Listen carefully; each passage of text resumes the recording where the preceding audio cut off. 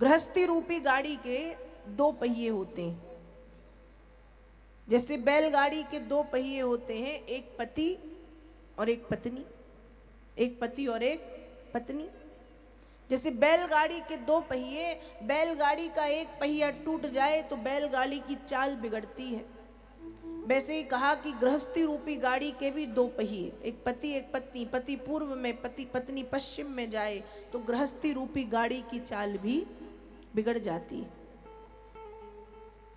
तो मैं अपने जैसी गुणवान आचरणवान कन्या से विवाह करना चाहता हूं, क्योंकि गृहस्थ जीवन में अकेले रहना और अकेले अपनी इंद्रियों को अपने वश में रखना बड़ा कठिन है। भगवान श्री कृष्ण अर्जुन से कह रहे हैं, यततो यपि कौन्तेयो, हे अर्जुन, ये जो इंद्रियां हैं ये बड़ी बलवान है। ये इंद्रियां हैं बड़ी बलवान। बड़े बड़े विद्वान, बड़े बड़े राजा, बड़े बड़े योगी, बड़े बड़े महायोगियों के मन को भी इंद्रियां अपनी ओर आकर्षित कर लेती हैं। एक बार की बात है, वेद व्यास जी महाराज ने जब श्रीमद् भागवत की रचना की तो उन्होंने भागवत में एक श्लोक लिखा, बलवान इंद्रिय ग्रामो विद्वांसमपि कर्षति।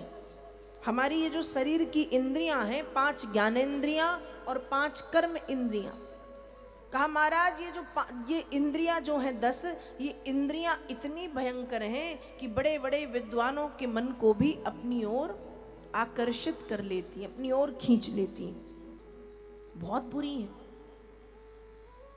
तो वेद व्यास जी के शिष्य थे जैमिनी। वेद व्यास जी ने अपने शिष्य को बुलाया, जैमिनी को, और जैमिनी से कहा कि ये ग्रंथ मैंने लिखा है, तुम ले जाओ, पढ़ो, समझो, देखो कि कहीं मैंने कोई गलती तो नहीं कर दी, क्योंकि मैं बूढ़ा हो गया हूं। जैमिनी ने कहा ठीक। उस ग्रंथ को लेकर के जैमिनी आए। कहाँ आए? आश्रम। रात में उस ग्रंथ को पढ़ा, समझा, देखा। जैमिनी कह रहे, बाबा जी ने तो पूरा ग्रंथ बड़ा सुंदर लिखा है, लेकिन वहीं बीच में एक श्लोक लिखा, बलवान इंद्रिय ग्रामो विद्वांसमपि कर्षति, कि विद्वानों के मन को भी इंद्रियां आकर्षित करती हैं। जैमिनी ने वहां एक निशान लगा दिया, ये गलत है। विद्वानों के मन को इंद्रियां आकर्षित नहीं करती, बाबा जी को ये लिखना था, पर लिख दिया करती, गलत है। सुबह नित्य क्रिया करके जैमिनी वेद व्यास जी के पास पहुंचे हैं। वेद व्यास जी के चरणों में साष्टांग दंडवत प्रणाम करके कहा, गुरुदेव, ग्रंथ तो बहुत सुंदर है, बड़ी प्यारी प्यारी कथा इस ग्रंथ में है, लेकिन इसी ग्रंथ में आपने एक बात लिखी कि इंद्रियां इतनी भयंकर होती हैं कि विद्वानों के मन को भी आकर्षित करती हैं। बलवान इंद्रिय ग्रामो विद्वांसमपि कर्षति। आपको ऐसे नहीं लिखना था। वेद व्यास जी ने कहा, तो क्या लिखना था?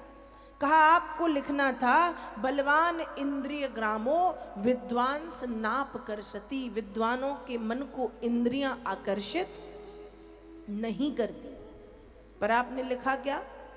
करती। गलत बात है। पहले तो वेद व्यास जी ने समझाने की कोशिश की, लेकिन जब लगा कि ये नहीं समझेंगे तो वेद व्यास जी ने कहा, हो सकता है भैया मैं काफी बूढ़ा हो गया हूं, हो सकता है गलत कुछ लिख दिया हो, कुछ आगे पीछे ऊपर नीचे हो गया हो, मान लिया।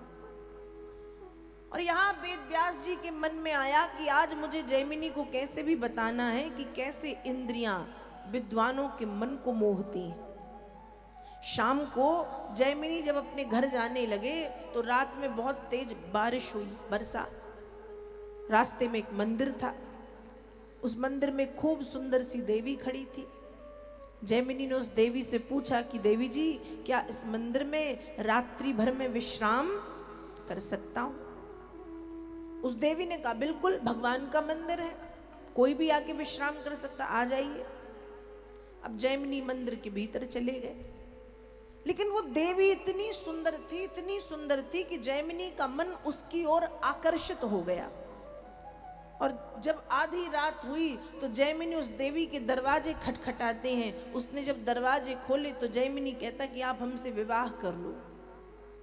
उस देवी ने कहा, ठीक है, कर लेती हूँ। कहा चलो विवाह करो। कहा विवाह तो कर लूं, लेकिन मेरे पिताजी की एक शर्त है। शर्त क्या? कहा मेरे पिताजी मेरा विवाह उसके साथ करेंगे जो घोड़ा बने और जिसके ऊपर मैं बैठूं।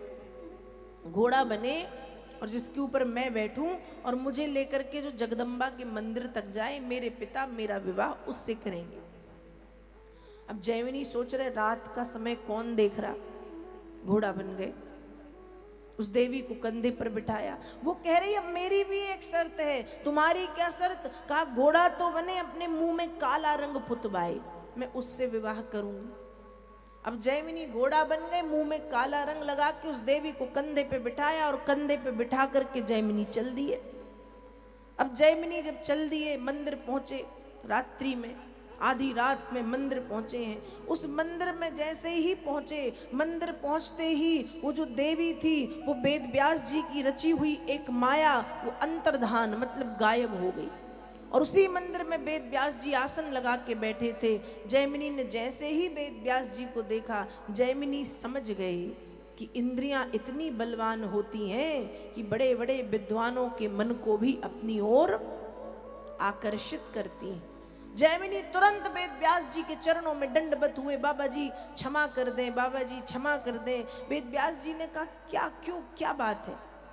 कहा आपने सही लिखा है। वेद व्यास जी ने कहा नहीं नहीं, मैंने तो गलत लिखा है। जैमिनी ने कहा नहीं, आपने सही लिखा है। वेद व्यास जी ने कहा अरे मैंने गलत लिखा है, मुझे तो यह भी लिखना था कि अच्छे अच्छे विद्वानों के मन को इंद्रियां आकर्षित तो करती ही हैं, अच्छे अच्छे विद्वानों के मुंह में कालिक पुतवा देती हैं और घोड़ा बनवा देती हैं। इतनी भयंकर होती हैं हमारे शरीर की ये 10 इंद्रियां, 5 ज्ञानेंद्रियां और 5 कर्म इंद्रियां। बलवान इंद्रिय ग्रामो विद्वान समपि कर्षति। इंद्रियां भयंकर है। इंद्रियों का राजा मन है। इंद्रियों का राजा कौन है? मन। लेकिन ये इंद्रियां इतनी भयंकर हैं, ये मन को अपना गुलाम बना लेती। इंद्रियां मतलब आंख। आंख क्या चाह रही है? अच्छा देखना। कान क्या चाह रहे हैं? मन मुताबिक या अच्छा सुनना। मुख क्या चाह रहा है? अच्छा खाना। स्पर्श चाह रहा है, एक स्पर्श पाना। तो ऐसे जो ज्ञान इंद्रियां, कर्म इंद्रियां हैं, ये मन के वश में होना चाहिए। लेकिन होता क्या है, मन इंद्रियों का गुलाम बन करके बैठ जाता है। इतनी भयंकर है ये इंद्रियां।